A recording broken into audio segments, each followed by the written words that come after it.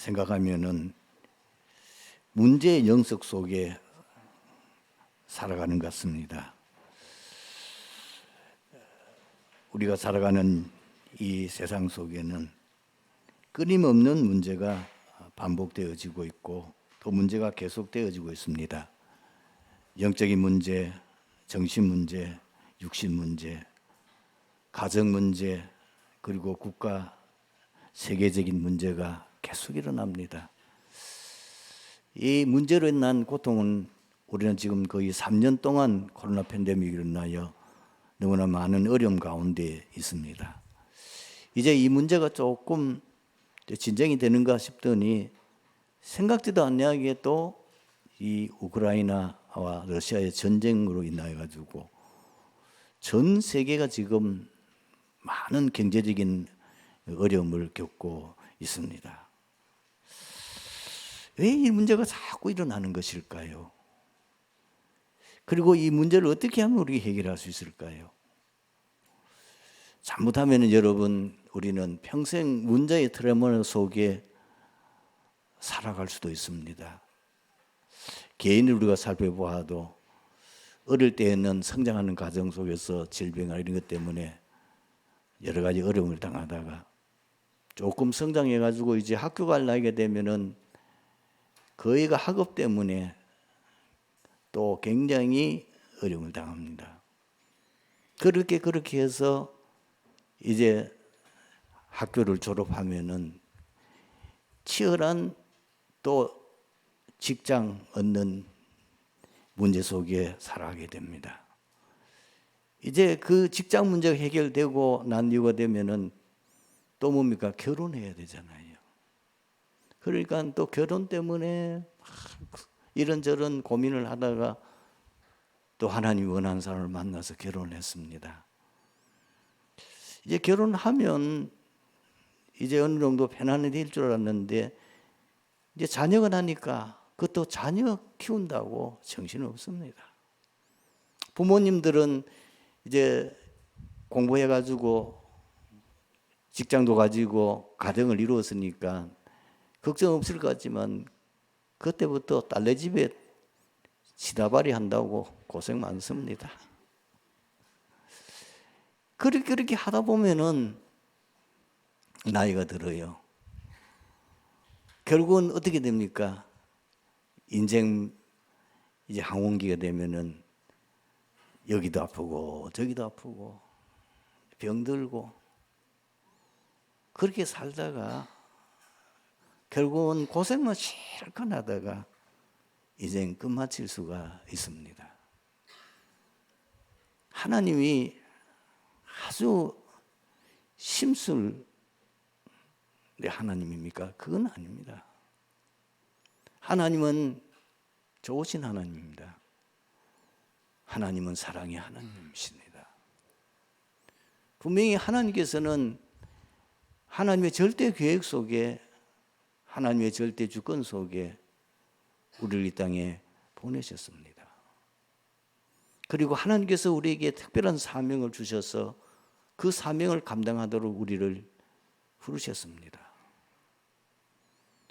정말 하나님께서 우리에게 주신 사명과 또 일은 너무나 중요한 일이 많이 있는데도 불구하고 우리는 문제 드라마 속에서 인생 살다가 마칠 수 있어요. 요즘 교회 전화 오면은 사실 마음이 조금 덜렁해요.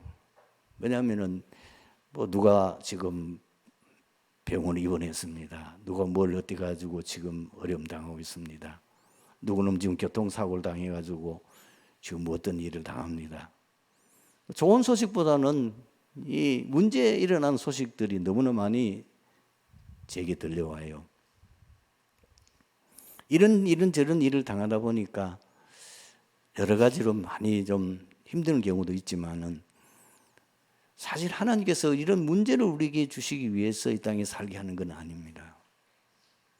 그렇다면은 하나님 우리에게 원래 주신 그 계획과 하나님의 사명 속에서 우리가 일을 잘 감당하려고 하면은 이 문제를 해결할 수 있는 비밀이 있어야 될 거 아닙니까? 그렇지 않으면은 막 불신자처럼, 그리고 예수를 믿음에도 불구하고 계속 문제 연속 속에서 고민하며 갈등하다가 한평생을 다 보낼 수 있다고 말입니다. 어떻게 하면 이 문제를 해결할 수 있을까요? 사실 답은 간단합니다. 하나님이 주시는 힘을 가지면 됩니다. 그것이 7명의 렘넌트의 증거지요. 요셉, 많은 세상에 어려움들이 있었습니다. 노예로 팔려가서 보디발의 집에, 그리고 누명을 쓰고 감옥에, 나중에 왕들 앞에 설기까지 많은 어려움들이 있었습니다. 모세는 태어날 때부터 사실 노예로 있는 이 자기 민족들 때문에 결국은 버림을 받게 되고 죽임을 당하게 되는데도 불구하고 거기서 건짐을 받게 되고, 그러나 모세가 나중에 출애굽하면서 가나안 땅 걸어가는 동안에도 그 광야길 속에서도 많은 어려움이 있었습니다. 그 문제를 어떻게 모세가 잘 극복하면서 승리할 수 있었을까요? 사무엘, 그리고 다윗, 성경에 나오는 인물들을 보게 되면은 포로 시대 초대교회는 250년 동안 박해가 있었으니까 얼마나 어렵고 힘든 삶이었겠습니까? 그럼에도 불구하고 전혀 그게 상관없었어요. 전혀 거기에 흔들리지 않았어요. 그건 아무 상관없이 하나님께서 주신 그 사명을 감당하고, 그리고 하나님 주신 그 일을 제대로 감당하면서 승리의 삶을 살 수 있었습니다. 그 비밀이 뭐냐면 하나님이 주시는 힘이 있었기 때문에 가능한 겁니다. 어떻게 하면 우리 하나님 주시는 그 힘을 얻을 수 있을까요? 성삼위 하나님부터 오는 그 힘을 얻으면 이 모든 문제를 해결할 수 있습니다. 왜 그러냐? 하나님이 주시는 힘은 영적인 힘이기 때문에, 그 영적인 힘은 재창조의 능력이 임하기 때문에 어떤 세상의 문제도 해결할 수 없는 문제를 해결할 수 있는 재창조의 능력이 나타나게 되어 있습니다. 하나님이 주시는 힘은 지식의 힘인데, 지력이라고 그러죠. 이것은 세상 지식을 초월하는 지식입니다. 요셉이 이 지식이 있었기 때문에 보디발에게 답을 주었고 그 애국에 오는 재앙을 해결할 수 있었습니다. 다니엘도 마찬가지입니다.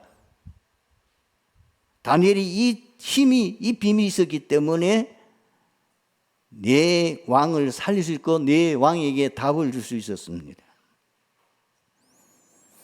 그리고 7 렘넌트들은 세상 사람들이 도저히 알 수 없는 육신의 힘이 있었습니다.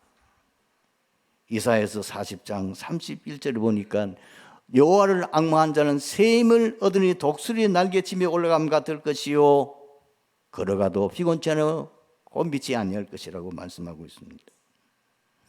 이 힘이 있으면 승리하게 됩니다. 뿐만 아닙니다. 그 어려운 환경 속에 살아갔던 아브라함이나 이삭이 어떻게 그렇게 경제력에 많은 응답을 받을 수 있을까요? 하나님이 주시는 경제력을 받았기 때문에 가능한 겁니다. 그리고 어떻게 많은 사람들이 7명의 렘넌트 주위에 일어났을까요? 하나님께서 바로 많은 사람들을 붙여 주신 것입니다. 다윗 같은 경우에는 다윗이 골리앗을 물리침으로 인하여 전 이스라엘 나라에 인기가 있게 되었을 때에 왕이 이 사울 왕이 다윗을 시기해서 다윗을 죽이려고 그랬죠. 그래서 10년 넘게 쫓겨다닙니다. 개인적으로 너무 힘들고 어려운 상황이었어요. 그러나 하나님이 함께 하시는 이 주시는 힘이 있었기 때문에 그는 고백했습니다. 여호와는 나의 목자시니 내가 부족함이 없으리로다. 그가 나를 푸른 초장으로 인도하시며 실만한 물가로 인도하시는도다. 신기한 거는요, 다윗이 지금 사울에게 쫓겨다니는 그 상황에서 정말 나라를 사랑하고 그리고 헌신할 중요한 제자들이 이때에 다윗에게 다 몰려왔어요. 그리고 이 사울왕 주위에는 전부 다 자기 세상과 출세를 바라보는 간신배들만 모여드는 겁니다. 참 신기하잖아요. 많은 어려움과 절망과 좌절 속에 빠진 것 같지만 하나님께서는 그때에 하나님이 많은 사람들을 다윗에게 부여줬다는 사실입니다. 여러분, 이 하나님 주시는 힘을 얻으려고 하면은 이 힘이 어디서 나오냐면은 복음에서 나옵니다.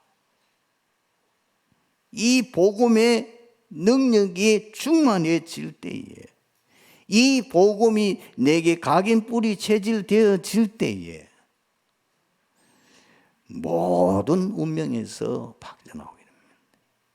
이 비밀을 가지게 되어질 때에 우리의 영적 DNA가 바뀌면서 내가 가지고 있는 체질이 바뀌게 되어지고 굉장한 치유의 역사가 일어나게 되어집니다. 뿐만 아닙니다. 모든 내 주의 역사는 흑암 세력이 무너지고 놀라운 하나님의 나라가 임하는 증거들이 일어나게 되어집니다. 어떻게 하면은 내가 24시 이 복음으로 충만한 상태를 유지할 수 있느냐? 이 힘을 가지면은 어떤 문제가 와도 괜찮아요. 이 힘을 가지고 있으면은 어떤 어려움이 와도 괜찮아요. 죽음의 그 상황에 당해도 괜찮아요. 반드시 우리는 이 힘을 내가 누릴 수 있는 비밀을 가져야 됩니다. 그것이 기도입니다. 어떻게 하면 이것을 누릴 수 있느냐? 그 기도의 비밀을 가지게 되어질 때 실제로 가능합니다. 하나님의 축복이 기도를 통해서 우리에게 오게 되어집니다. 기도할 때에 보호자의 축복이 임하게 되어지고 시온초라는 역사가 일어나고 그 기도할 때에 237 나라 빛이 비치는 역사가 일어나게 됩니다. 여러분, 기도는 말은 쉽지만은 사실 기도가 잘 안 되지요. 그래서 여러분들이 지금 우리 전체 본부 흐름에서 계속 나오는 메시지 무엇입니까? 사람에게는 두 가지 생명선이 있다. 하나님 육신의 생명선은 호흡이고 우리의 영혼의 우리 영적 생명선은 기도다. 이것을 서로 조화해서 호흡 기도를 할 수만 있다면 정말 굉장한 역사가 일어납니다. 그래서 지금 본부에 나오는 메시지를 여러분들이 그냥 듣지 마시고 자기가 개인적으로 한번 계속 시도를 해보시고 실천해 보시기 바랍니다. 그걸 구체적으로 자기가 할 수 있는 방법을 찾아내셔야 됩니다. 말을 물가까지 인도는 하시지만은 물을 먹는 것은 말이 해야 됩니다. 아무리 기도 응답 받을 수 있는 또 기도에 대한 좋은 방법들을 제시는 할 수 있지만은 그러나 그것을 자기가 하지 않으면은 아무 소용 없습니다.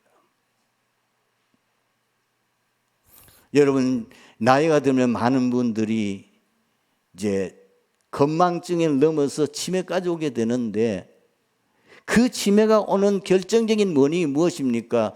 우리 뇌에 산소가 제대로 공급되지 않기 때문에 이 뇌가 쪼그라들고 그것이 공급되지 않기 때문에 뇌 활동이 퇴화되기 때문에 결국은 기능이 떨어지면서 나중에 치매가 오게 된다고 과학적으로 증명됐습니다. 그러면은 우리 뇌에다가 산소를 계속 공급할 수 있는 것은 호흡밖에 없어요. 우리가 깊은 호흡을 하게 되었을 때에 지금 우리가 보통 하는 이 호흡을 가지고는 거의가 우리가 무엇을 분명합니까? 배로 호흡은 아니고 나이가 들수록 우리가 가슴으로 호흡하고 결국은 우리 호흡이 나중에 마지막 이런 운전하시는 분을 보셨죠? 이 호흡이 목까지 와서 목이 할딱할딱하다가 결국 목이 딱 끊어집니다. 그러나 원래 인간은 태어날 때에 배로 호흡해요. 여러분 아이들 태어난 모습을 아이들이 누워있는 모습을 배가 불룩 왔다가 내려갔다가 하잖아요. 사실 원래 우리 인간 태어날 때에 배로 호흡하는 거예요. 이거로 호흡하면은 많은 산소가 우리 폐하에 들어와서 이것이 이제 온몸에 산소가 공급이 되는, 특히 우리 산소의 30% 이상이 뇌에 사용합니다. 나이 드신 분 호흡이 짧죠. 그리고 거의 가슴으로 호흡합니다. 그러니까 점점 기력은 쇠단일 수밖에 없는 거예요. 이걸 어떻게 하면은 이제 배로 이제 그것이 여러 가지 많은 명상을 하는 사람들은 오히려 불신자들이 다른 종교인들이 이것을 개발해가지고 많은 책들을 내고 또 그 호흡을 통하여서 질병이 치유되어지고 많은 증거들을 지금 가지고 과학적으로 증거하고 있습니다. 원래는 하나님 우리가 주신 거잖아요. 그런데 우리가 다 놓쳐버리는 거죠. 이런 부분들을 이제 찾아내셔야 됩니다. 여러분이 정말로 호흡하면은 호흡 기도할 때 굉장한 집중이 일어납니다. 이걸 아직 체질이 안 돼서 그렇지 체질을 하게 되어지면은 호흡을 하면서 기도하게 되어질 때에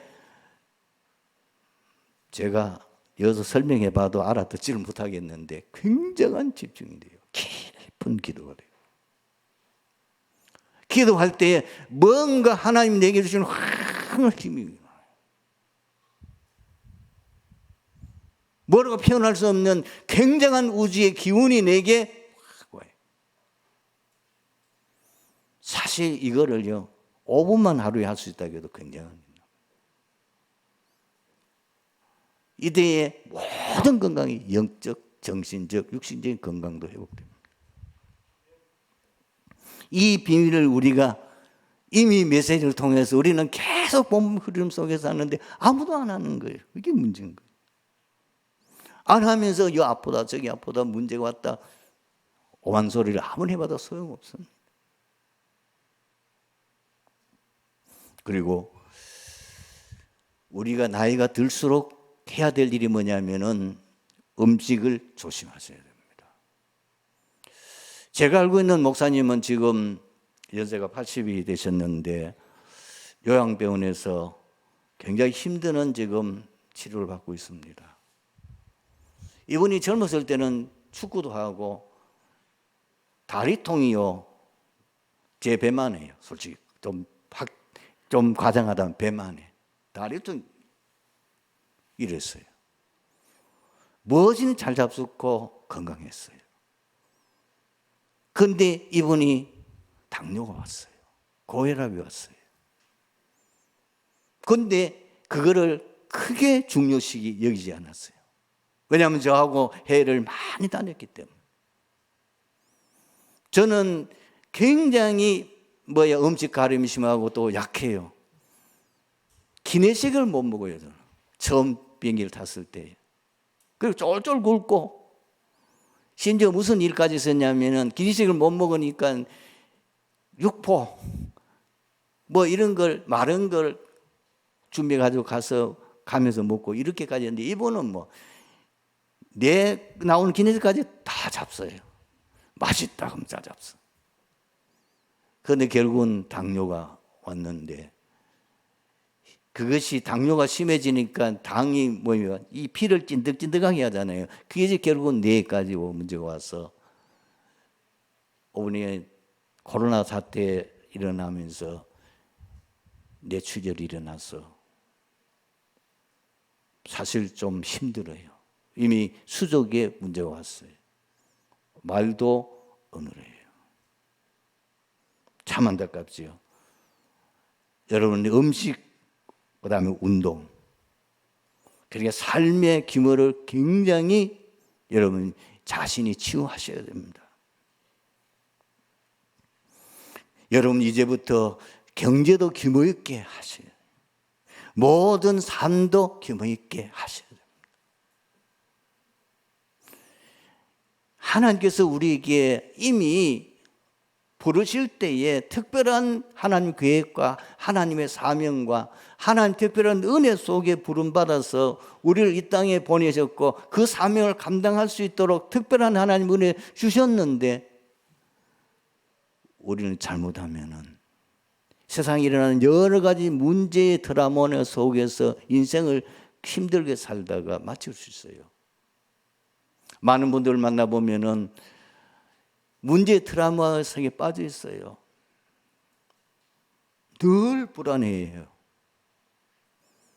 그리고 미래에 대한 굉장한 걱정을 많이 하고 있어요. 자기도 모르게 문제의 트라우마 속에 인생 지금 살아가고 있는 거죠. 하나님의 주시는 이 힘이 아니고는 그걸 극복할 수가 없습니다. 이 힘만 가지면은 이 모든 문제는 해결될 수가 있습니다. 누가복음 13장 1절에서 5절을 보면 예수님께서 열매 맺지 못한 무화과 나무 비유를 말씀하신 의도를 알 수가 있습니다. 예수님께서는 유대인들에게 참된 회개의 필요성을 거듭 강조하셨습니다. 그리고 우리는 이웃이 불행을 당할 때에 바른 자세를 가져야 합니다. 먼저 하나님 앞에 똑같은 죄인 것과 그리고 형제에 대한 형제를 향한 정죄가 아니라 자신의 죄를 깨달으며 귀감으로 삼는 것입니다. 우리는 예수님께서 말씀하신 무화과나무 비유에서 더 깊은 메시지를 찾아내어 우리의 교훈으로 삼고 응답과 축복의 기회로 삼아야 되겠습니다. 첫 번째로 오늘 예수님께서 비유하신 그 말씀 속에서 우리가 붙잡아야 될 중요한 교훈이 무엇입니까? 무화과 나무를 심는 목적은 열매를 맺기 위함입니다. 열매 얻기 위해서 무화과 나무 심습니다. 하나님이 왜 우리를 부르셨습니까?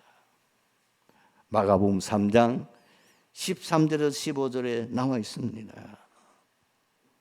거기 보면 구원의 열매 맺기 위해서입니다.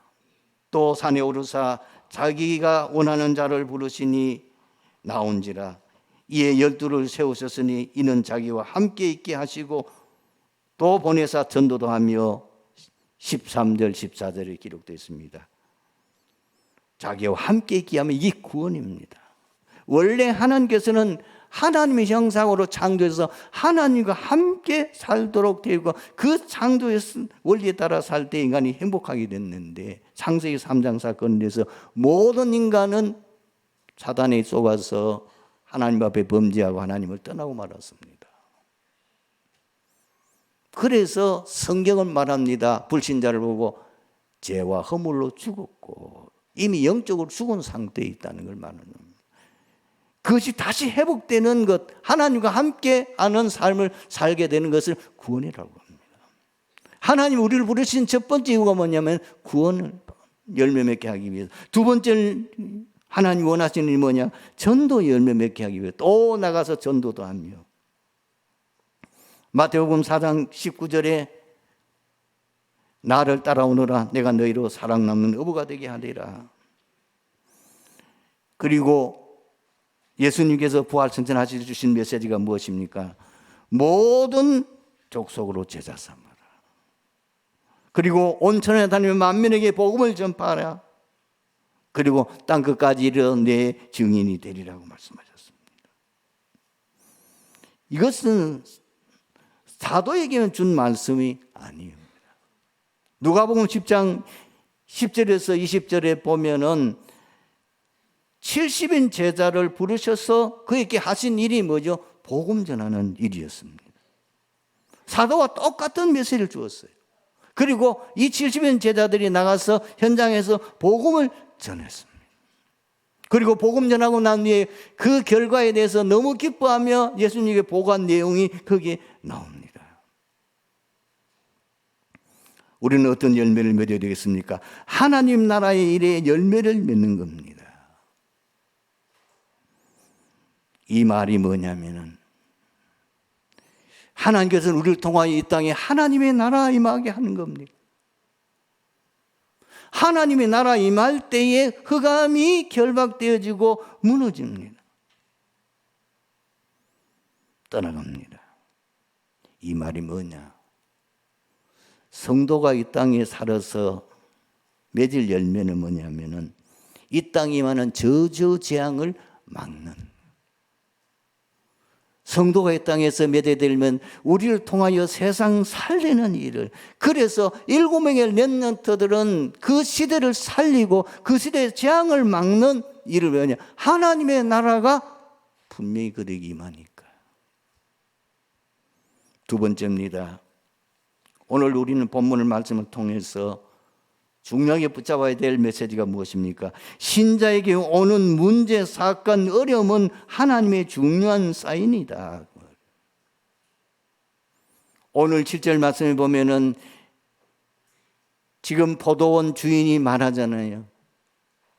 내가 3년이나 와서 열매를 기대했는데 열매가 맺지 않으니까 차라리 다 베버리라. 땅만 버릴 필요 있느냐? 왜 신자에게 어려움 주십니까? 왜 신자에게 문제가 옵니까? 왜 신자에게 위기가 옵니까? 하나님의 중요한 사인입니다. 사명 회복하라는 겁니다. 우리는 사명을 지금 잊어버리고 사명을 제대로 감당하고 있지 못합니다. 우리는 너무나 다른 것에 집착하고 몰두하고 있습니다. 우리는 불신자 아닙니다. 불신자는 의식주, 그리고 세상 성공, 나 중심. 신자가 이렇게 산다면은 하나님 기뻐하는 일이 아니지요. 그래서 하나님이 정확하게 아시고 우리에게 지금 사인을 주시는 겁니다. 그래서 여러분과 저는 매일매일 우리 자신을 점검하셔야 됩니다. 내가 제대로 사명을 감당하고 있는지, 원래 하나님 나를 부르신 그 사명에 내가 제대로 일을 하고 있는지, 내가 불신자 같은 삶을 살고 있지 않는지, 불신자가 가지고 있는 그 인생의 목표를 가지고 내가 살고 있지 않는지 돌아보셔야 돼요. 그리고 우리에게 어려움을 주신 이유가 뭐죠? 사명을 잘 감당하도록 하기 위해서요. 큰 그릇을 준비 위한 신앙 훈련입니다. 하나님께서는 반드시 귀한 일꾼을 쓰실 때에 먼저 그릇을 준비하는 훈련부터 하시고 그릇 준비됐을 때에 쓰셨습니다. 그래서 요셉에게는 굉장히 이 준비하는 훈련의 시간이 있었습니다. 모세 같은 경우는 80년 동안 훈련하는 기간이 있었습니다. 다윗에게도 왕이 되기 전에 왕으로서 그 일을 감당할 수 있는 그릇으로 준비하는 시간이 있었습니다. 하나님께서 우리에게 어려움을 주시는 이유는 하나님 원하시는 현장으로 인도하기 위해서입니다. 아시아에 복음 전하는데 성령이 계속 가는 길을 막으셨습니다. 그때에 이 바울이 하나님 앞에 기도합니다. 그랬더니 하나님께서는 전혀 상상치도 않게 이 아시아 그 바다 건너 마게도냐로 복음 전하도록 인도하셨습니다. 뿐만 아닙니다. 더 넓은 현장에 대한 비전을 가지고 헌신하도록 하기 위해서입니다. 여러분, 이 말을 잘 알아들으셔야 됩니다. 나는 주의 일을 나름대로 잘하고 있는데 왜 자꾸 어려움 옵니까? 눈치를 채야 되는 거지요. 바울은 에베소 지역에서 큰 복음의 성공과 역사가 일어났습니다. 그러나 바울은 거기에 만족하지 않고 사도행전 19장 21절에 보면 내가 로마도 보아야 하리라. 바울이 깨달은 거지요. 하나님 주신 사명이 무엇인지를 알게 되는 겁니다. 세 번째입니다. 하나님께 주신 기회를 놓치지 말라고 하는 겁니다. 하나님께서는 모든 것에 우리 은혜를 주셨습니다. 네.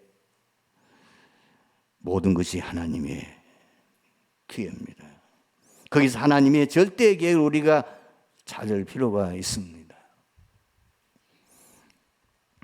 여러분들이 특히 나이가 드신 분들은 기억하셔야 됩니다.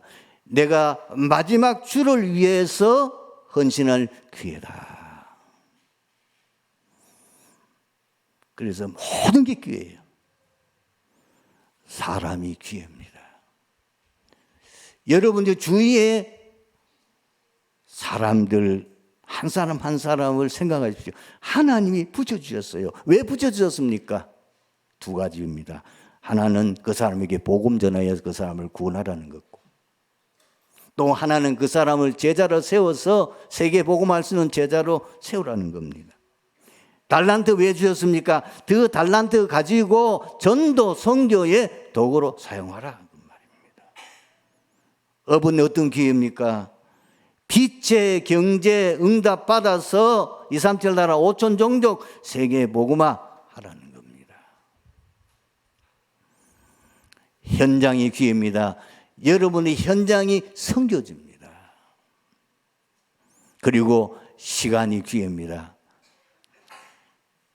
개인의 시간표를 늘 봐야 합니다.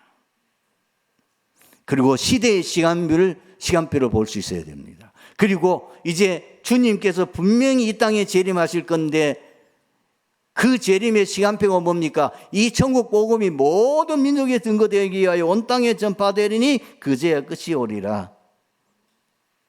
우리는 지금 세상 종말의 시간표를 보고 이 시간을 우리의 기회로 삼아야 되겠습니다. 오늘 말씀의 결론을 맺습니다. 다시 한번 우리의 삶에 대해서 바른 생각을 가지고 돌아봐야 되겠습니다. 인생은 고난이 아닙니다. 인생은 문제가 핵심이 아닙니다. 우리의 삶 자체는 하나님의 은혜입니다. 하나님께서 우리를 특별히 사랑하셨어. 우리를 부르셨고 우리를 땅에 살게 하십니다. 내 모든 삶이 하나님의 은혜입니다. 그렇다면 우리는 삶의 방향을 어디로 잡아야 되겠습니까? 주를 위해 사는 것입니다.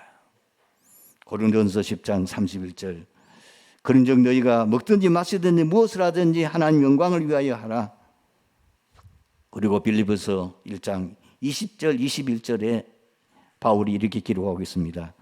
나의 간절한 기대와 소망을 따라 아무 일든지 부끄럽지 아니하고 이제도 전과 같이 온전히 담대하여 살든지 죽든지 내 몸에서 그리스도가 존귀 되게 하려 하나니 내게 사는 것이 그리스도니 죽는 것도 유익함이라.